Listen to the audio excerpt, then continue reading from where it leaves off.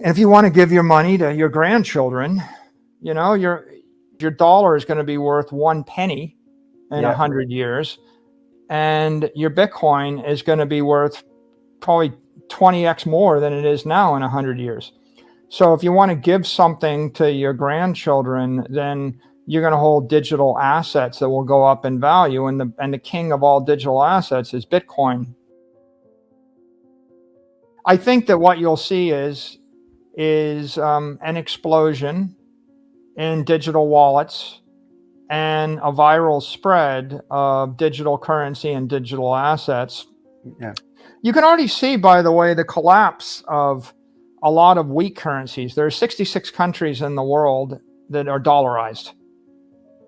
Okay, so ultimately, everybody's going to want to use the dollar. It'll be like the dollar, the euro, the yen, and the CNY. There'll be like maybe 10 strong currencies, maybe. And then there'll be some weak currencies that people will hold for short periods of time. And then there'll be the dead currencies, right?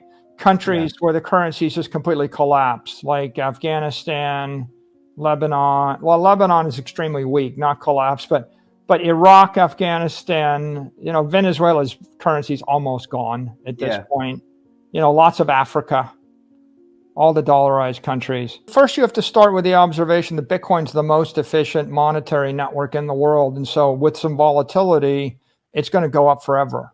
It's just a question of what the volatility is. So if you buy any Bitcoin, you shouldn't store money in Bitcoin that you're not willing to hold for 4 years. And ideally, you take the portion of your money that you want to hold a decade, your savings, and you put that in Bitcoin and you just let it sit there for 10 to 100 years. And you never sell, ever, right? It's like owning the best block in your favorite city, and you're going to give it to your great-great-great-grandchildren. You just want to own it forever, right? And then another pool of money is for investment. So if you want to bet on a company, you make an investment. If you happen to be like a programmatic proprietary trader and you've got like computers that are super smart, maybe you can trade, but I think that's a profession. And if you're the best trader in the market, you know it. That's profession. If you're not a professional, don't touch that. And then the last bucket of money is if you're trading, but you don't know what you're doing, you're just speculating. And okay, well, you walked into a casino and you know you're going to lose, but it's fun. So, okay, fine. So go and bet 5% of your money in a casino because it's fun, even though the odds are stacked against you. That's the way to think about these assets. With regard to what's going on in El Salvador, what you had was about 2.5 million people out of 7 or 8 million people in the country. You had a block of people that had bank accounts. They're all dollarized. Most of the country can't get access to dollars. They have no other currency. And they're forced to use 20th century remittance technology, a la Western Union, to send money. It's a 10% cost. It takes them 3 hours of their life.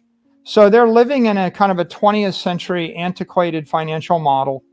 What they did was they rolled out a digital wallet, the Chivo wallet. It has the support for dollars, digital dollars in essence, and for Bitcoin.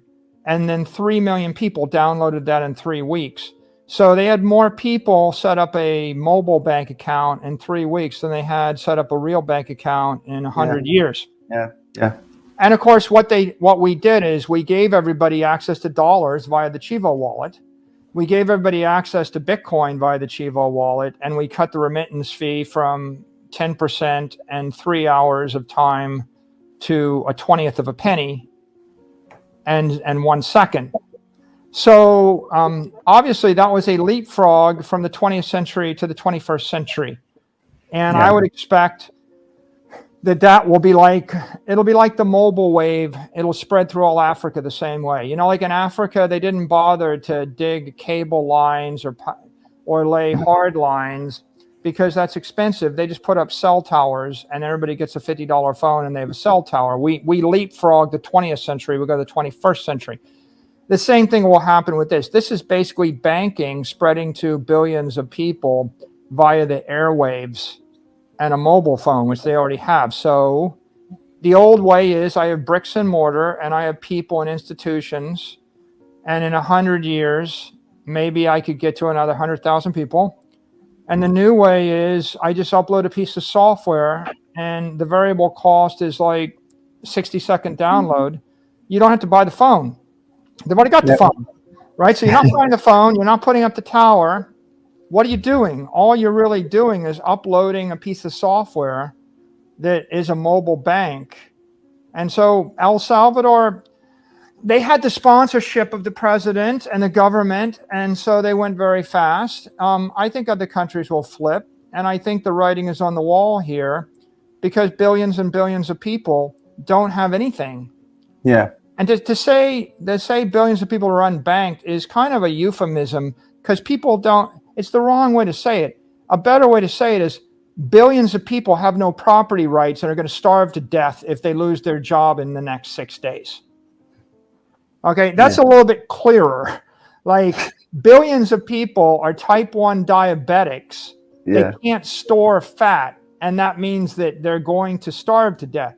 Billions of people have no property. If you have no property, then that means you work your entire life, and in the week or in the day when you stop working, you go hungry, and within 30 days, you'll be 30 to 60 days, maybe you'll be dead unless you're lucky enough to be overweight, and maybe you'll last 90 to 120 days.